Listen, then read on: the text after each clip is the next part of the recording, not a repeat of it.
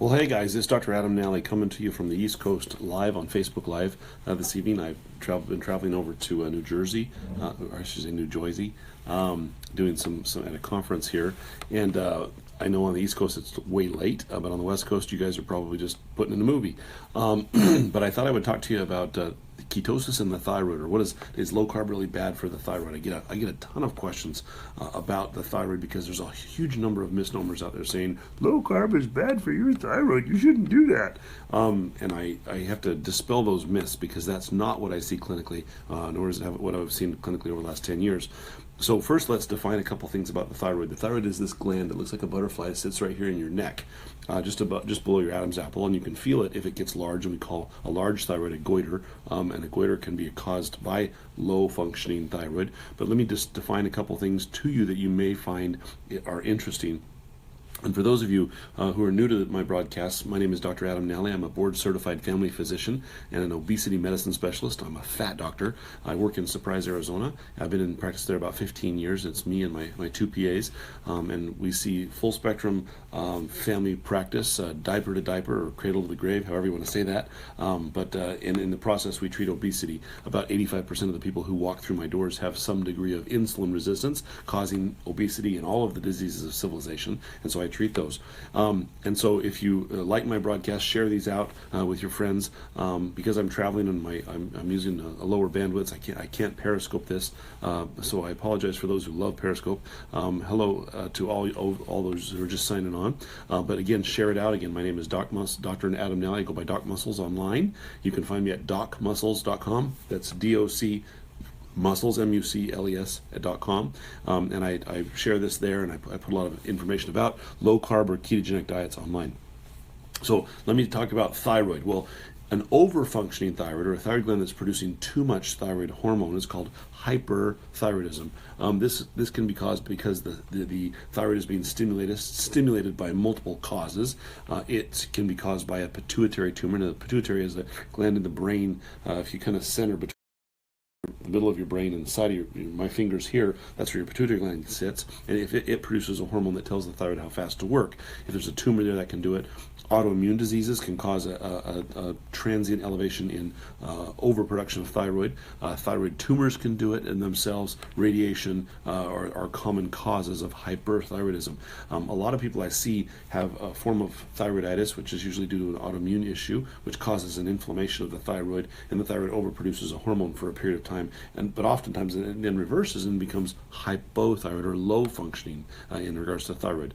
So, and this is the question I get a ton, is, well, Dr. Nally, I have an autoimmune issue causing, thyroid issue. I have autoimmune disease causing my thyroid function to be poor, and isn't a ketogenic diet going to be bad for me? Well, let me explain what happens and how insulin and a number of hormones affect the thyroid first, and then you can decide. Low functioning thyroid, or hypothyroidism, is a lack of production of the thyroid hormones. Now, the common hormones we see produced from this gland are T3, T4, T7, and all the T's in between there. And so the question is, you have hypothyroid disease and you drink ketones and you're on a low carb diet, will this help? Well, I'm going to answer that question, so stay tuned here. Let me tell about other causes of hypothyroidism, though. Iodine deficiency. Now, if you live in the United States, we do not have iodine deficiency, because if you eat out at all or you eat at a restaurant, most people are using iodized salt, and so lack of iodine in a civilized country is very rare. Now, if you live in an uncivilized country, a third world country, there's a chance you may not be getting enough iodine. But iodine deficiency or iodine excess can both cause hypothyroidism. I have a lot of people come in to me and say, Dr. Nally, well, I have hypothyroidism and I don't want to take your pills, so I'm just taking a bunch of iodine. That will actually make it worse in some cases. So you want to be very careful with that. That can be a problem. So you want to make sure that you're watching those levels, because too much iodine or too little iodine can cause the thyroid to be poorly functioning. The next one we commonly see is something called selenium. Selenium is a naturally occurring metal that occurs in trace amounts that your body needs in microgram type levels. And the most common foods that contain this are red meat and oysters and seafood and pork and even Brazil nuts are high in selenium. So the selenium deficiency is something I commonly see, and it's one of the products that I put in the multivitamin that I've got for my patients called Keto Essentials. That selenium deficiency also plays a role, and sometimes we need to check for that. The next is obesity, and I'm going to tell you how obesity causes this, but obesity in generally can lead to hypothyroidism, and I'll explain why and the mechanism of that in a minute. Smoking, if you're a smoker, that can actually cause hypothyroidism as well. And again, autoimmune diseases. Now, autoimmune diseases are where your body sees your thyroid as foreign and sends out antibodies and attacks the thyroid. And when the thyroid is being attacked, in many cases it's underfunctioning, and as I said before, it can actually be overfunctioning in some cases. That underfunctioning thyroid can, because it's trying to keep up, gets bigger, and we call a bigger thyroid a goiter. It can also get smaller. In some cases, we call that atrophy or shrinking. Tumors of the thyroid can cause a low functioning thyroid to occur, and radiation exposures can cause underfunctioning thyroid as well. So how do the hormones of obesity lead to hypothyroidism or thyroiditis? Well, insulin has a pretty prominent effect on the thyroid itself. Now, in the first order neuron of the brain, your brain produces a hormone called thyroid releasing hormone, TRH. Insulin can actually affect the way that's produced, and insulin actually stimulates the thyroid peroxidase antibody to become more prominent. So excess insulin, and we know that if you have insulin resistance, your body produces excess insulin, and that excess insulin can actually amplify the antibodies that make thyroiditis worse, number one, and insulin can stimulate insulin growth, or IGF-1, which can amplify some of that thyroiditis as well. So the excess presence or production of insulin, which is what 85% of the people who walk through my office have to some degree, they produce between 2 and 10 times the normal amount of insulin. That excess insulin can actually amplify the autoimmune effect. And so lowering your insulin loads by following a ketogenic type diet actually helps that. So you want to bring those insulin levels down. Now, can just taking exogenous ketones do that? Possibly in some cases, but in many cases it also means you got to back the carb intake down yourself. Just taking an exogenous ketone in this particular case may not do the job.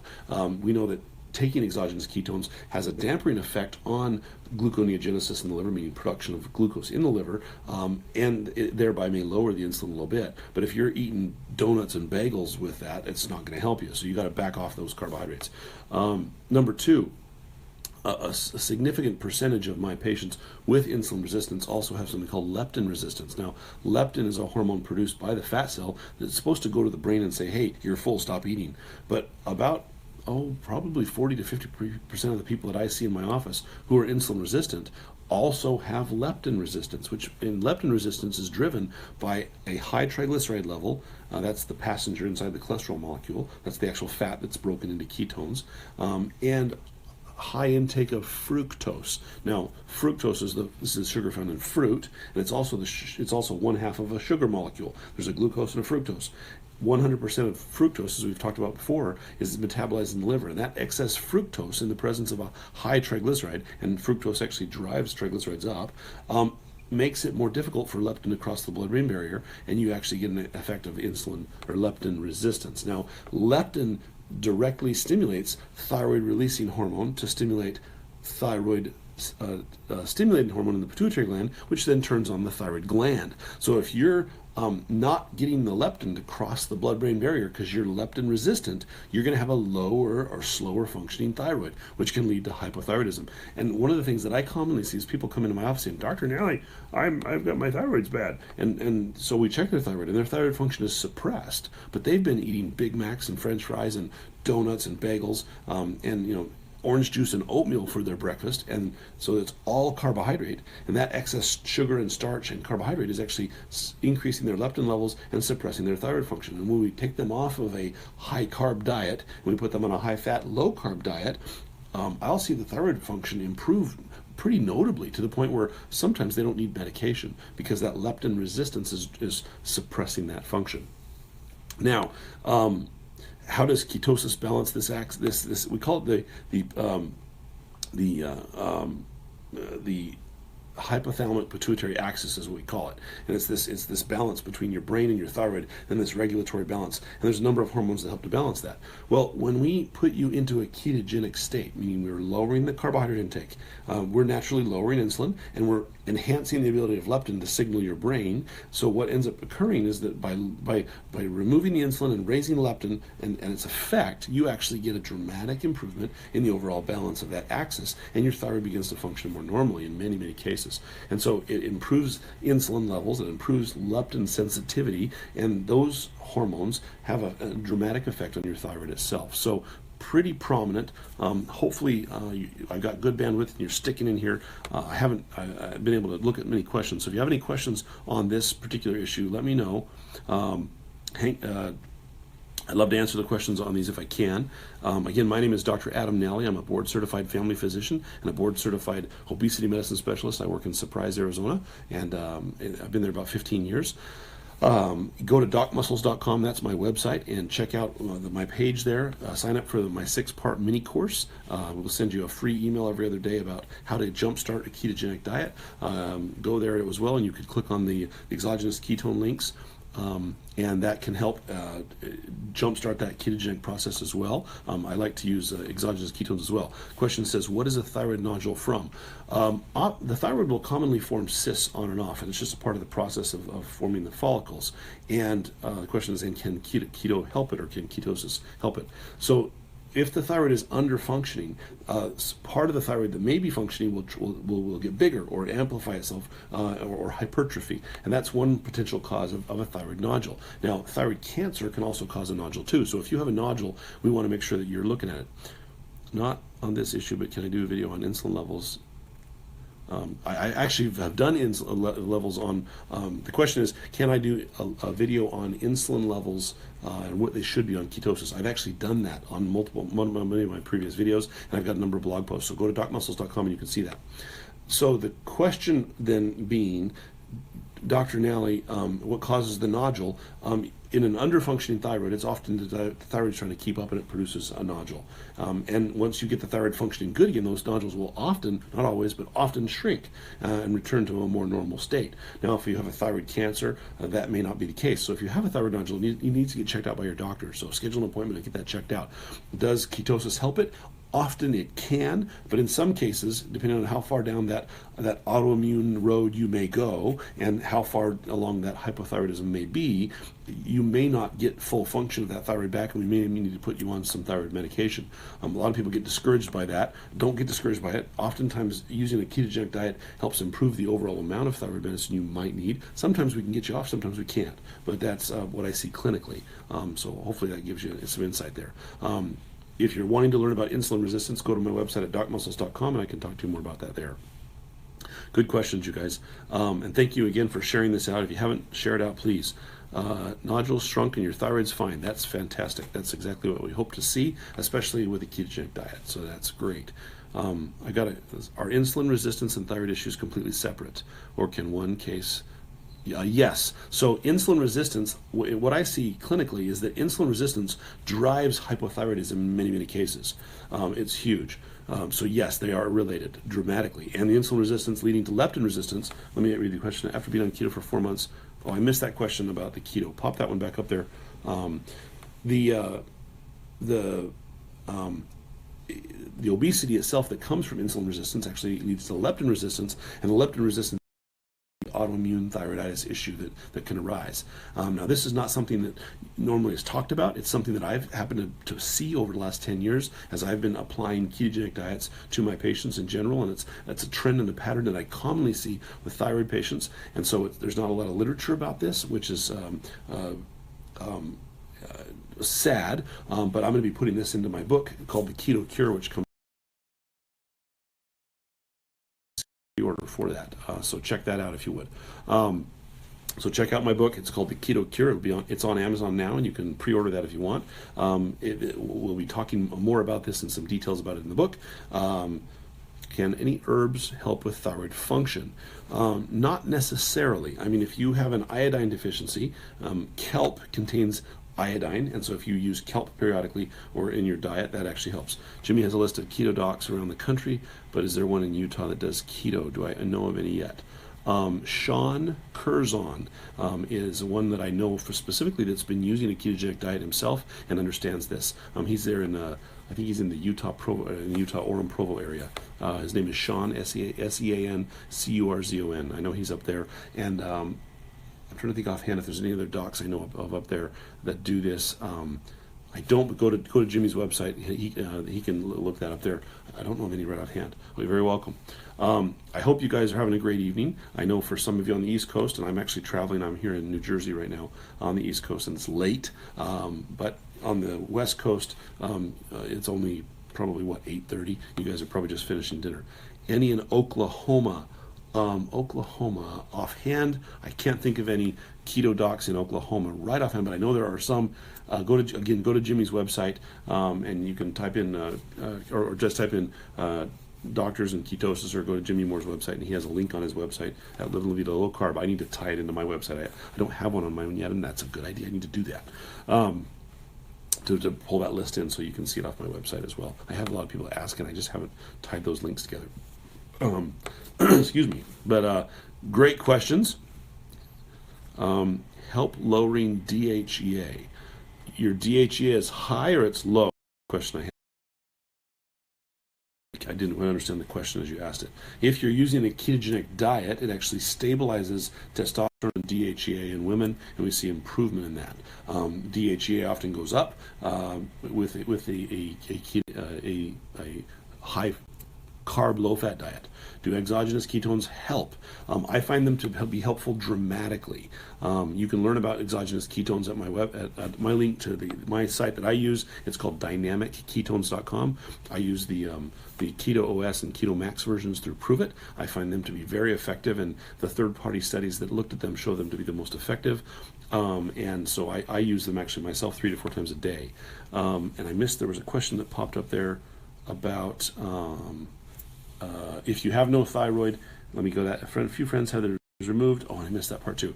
Yeah, dynamicketones.com. Thank you. Yeah, that's the link. You can order them through that link. That's my personal distributor link that you can use, and I do get a profit from the sale of ketones on that site. So be aware of that. I just have to put that disclaimer on there. But it will Keto OS help when your thyroid's gone. Well, if you have had your thyroid removed, you're going to need thyroid supplementation with the thyroid hormone.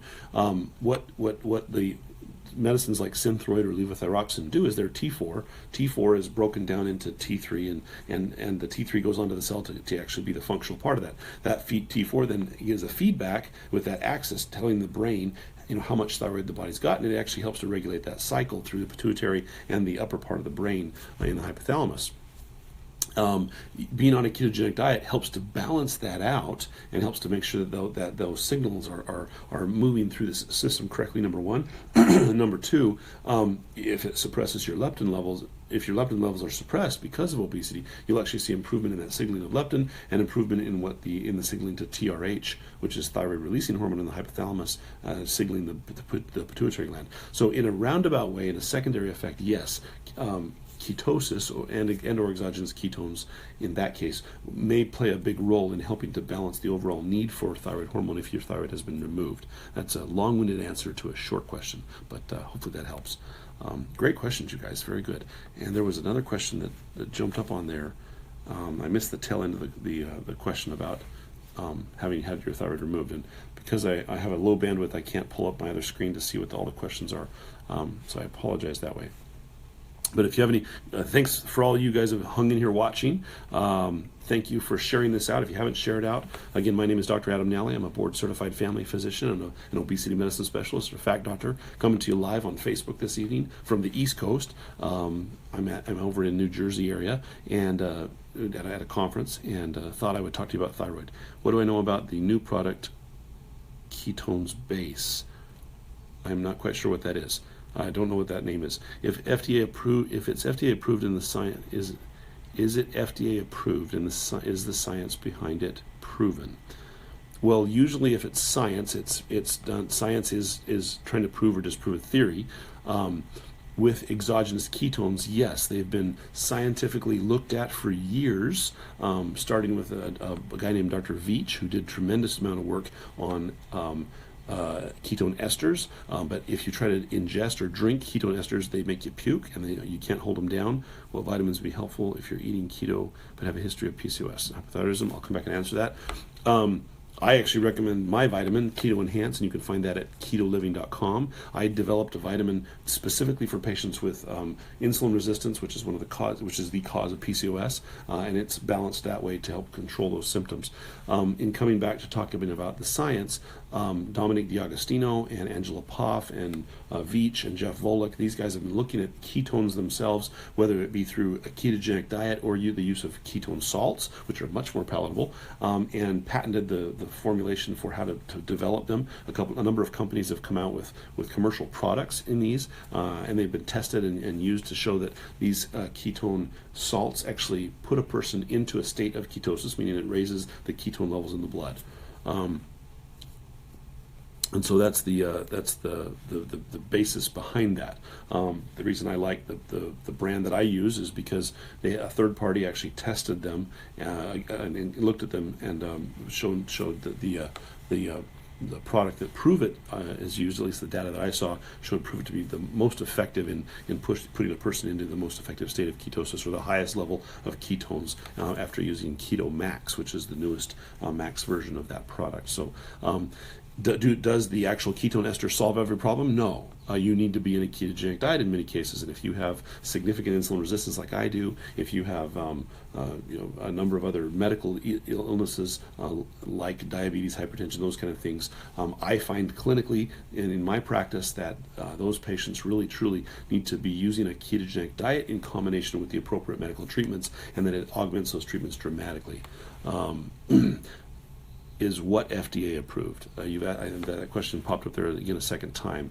I'm not quite sure what that means. Are you asking if the exogenous ketones are FDA approved?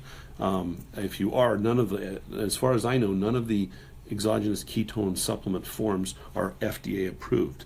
They're considered supplements, so they didn't get approval through the FDA. They're not medical treatments, and so I have to clarify that with you if that's what you're asking. So hopefully that answers your question there. Any other questions I can answer, guys? Good questions. Again, my name is Dr. Nally. Share this out to your friends who you may think may benefit from the use of ketogenic dietary approaches for their health and for augmenting treatment of their thyroid illnesses that may arise. Like I said, clinically I find that the use of a ketogenic diet, whether you do that dietary alone or through the use of through the addition of ketone salts, are notably helpful in improving the overall function of thyroid, and in some cases helping to reduce the amount of medicine you may need to use there. Is it linked to kidney issues? Is what linked to kidney issues? And how do I know if you are insulin resistant? So go to my website at docmuscles.com and type in insulin resistance. I've written at least 3 blog posts on what insulin resistance is and how it affects you. And what insulin resistance is essentially a spectrum of overproduction of insulin in response to starches or carbohydrates. Which of your ketone formulas do you like by the company? I personally use, in the morning I use the Keto OS version, a caffeinated form, and then I'll use an uncaffeinated form a little later if I want to. I use the Max version around lunch. Sometimes I do the caffeinated form, sometimes I don't. It just depends on how, and thanks for putting the website in there, docmuscles.com. I use a combination of them: the orange, the Maui Punch, and the chocolate. There's a new Swiss cocoa flavor that just came out. It should be coming out soon on the website. I don't think it's available for sale yet. I tasted it though a couple weeks ago, and it's yummy. Again, I use them because I'm so insulin resistant that the ketogenic diet alone is very, very challenging for me to stay in, especially if I'm under a lot of stress or if I don't get enough fat in my diet. So the use of the exogenous ketones really, in my perspective, is helping me get into ketosis a little more efficiently and maintain the diet that I currently follow. It gives me a little bit of wiggle or fudge room, I guess you could say, in that regard. So good questions, you guys. I've gone on a long time tonight. And hopefully I've answered some of those questions for you, and that's a little more clear. Again, go to my website at docmuscles.com. You can check out my blog post there. talking about what insulin resistance is, all the diseases of civilization, and how ketosis affects kidneys and thyroid and hypertension and cholesterol and all those kind of things. And hopefully that'll give you some more clarity there. If you're looking for exogenous ketones and you want to see more about them, you can go to dynamicketones.com, which is my link there. Can using ketones stop me from burning my own fat? I have not seen that clinically at all. However, I know that that's a big thing that's shown up on the internet. A lot of people, a lot of naysayers about the use of exogenous ketones have said, it's going to stop you from burning your own fat. I have not seen that. I've not seen that at all. In fact, I've been using them for over a year, almost a year and a half myself, and with many patients for that year and a half period of time, and have not seen that in a single patient. And so that's not something that makes scientific sense, and it doesn't correlate with the hormonal function of how ketones work in the body. That's just an anecdotal opinion that's been propagated across the internet. I'm in ketosis, feel like the tea isn't strong yet. I'm assuming you're talking about testosterone, and your testosterone hasn't come up. Have you had it checked? So if you feel like it's your testosterone, but you don't know, what you really need to do is have it checked. If you've been in a ketogenic state, you've been following a ketogenic diet, and you're using exogenous ketones, and you still feel fatigued, then you need to have your thyroid checked. You need to have your testosterone checked. You need to have leptin checked. You need to have a basic panel looked at to see if that's the case. It can be a number of things that can still cause that. I have a lot of guys that come in to me saying, Dr. I have low T, and they don't. Their testosterone is normal, but they may have an issue with B12 or vitamin D, or they don't convert their folic acid to the methylated form, or they have a selenium deficiency, or they've got a poor functioning thyroid, or there's a whole slew of things that can be going on. That's where if you're following a ketogenic diet and it's not working, then you'll have a difficult time if you don't have your doctor check you out. One of the questions asked if does exogenous ketones raise cortisol? No. What I find is it actually helps damper down the gluconeogenesis that may be present from a high cortisol due to stress or illness or infection. You want cortisol to be present when it needs to be there, but you don't want to have an excessive amount of cortisol, because that actually halts weight loss. It halts feeling of well-being and things of that nature. Using ketones either through a ketogenic diet or using exogenous ketones actually helps the cortisol levels, is what I tend to see. Do you have to take potassium supplements on keto? You have to replace salts, and one of the reasons, and I've talked about this in a couple of videos before, number one, when you're on a ketogenic diet, or you're in a ketogenic state, your body's going to be burning fat more efficiently than it ever has before. When you burn fat, you produce carbon dioxide, which you breathe off, and you produce excess amounts of water. Well, your body has to get rid of that water, so it dumps water by pushing it out through the kidneys. Well, the only way you can get rid of the water is you've got to put salt into the kidney, and the water follows the salt right out the kidney. So you lose potassium, sodium, magnesium, and zinc. Those four salts do need to be replaced. Now, I tell most people, most of the time, if you're using a Himalayan pink sea salt, you can actually replace it real easily that way. I'm a type 1 diabetic. I take insulin and have Hashimoto's. And I'll come back to the type 1 diabetic question here in a second. But I don't really necessarily recommend potassium supplementation unless you're using a diuretic that causes you to lose it. Most people who are using and following a ketogenic diet, using leafy greens and using avocado, using sea salts or Himalayan pink salts, usually replace it enough to be sufficient. Now, if you're on other medicines, including blood pressure medicines, you want to check with your doctor specifically, sure. But in those cases, sometimes potassium needs to be supplemented. Now, as a type 1 diabetic, you have to be very wary of suddenly lowering your carb content without correctly balancing the insulin you dose yourself with thereafter, because you can have a hypoglycemic or a low blood sugar event. So with my type 1 diabetics, what we do is I usually start them by putting them into a ketogenic state, or I lower their carbs down to about 20 grams per meal first, and then cut their insulin down to about half, and then we see how their numbers do, and then we lower it from there, and we work with them every week or 2 weeks until we get their carbs down to about 20 grams per day, and then it usually ends up being somewhere between half to a third of the normal insulin use that you've been using before is where it usually ends up being. But you want to work closely with your doctor if you're doing that, so that you're not going to cause yourself a problem. How much pink salt? As much as it takes to taste good on your food. I don't usually shoot for a specific amount. Usually, you know if you need the salt because your legs are cramping, and if you're using the salt appropriately, leg cramps go away. I'll use often a quarter teaspoon in my shake or with one of my food to help it. Yes, use it to salt your food. I use it to cook with, salt food with. I actually put a quarter teaspoon in my exogenous ketone drink at night before I go to bed, and that usually works for me. But I have patients kind of vary that amount. Great questions, you guys. You guys are hanging in here a long time, late at night. That's amazing. Again, I'm Dr. Adam Nally. I'm a board-certified family physician and a board-certified obesity medicine specialist coming to you live on Facebook. I work in Surprise, Arizona. Go to my website at docmuscles.com, and you can read all about this cool stuff. I'll have this video posted there, hopefully in the next 24 hours. And sign up for the 6-part weight loss mini course. It talks about how to jumpstart a ketogenic diet. That I have there, my blood pressure dropped to 295/60. Physical therapy couldn't treat me. Oh, I missed the last part of that question. Pop that one back up because I missed it.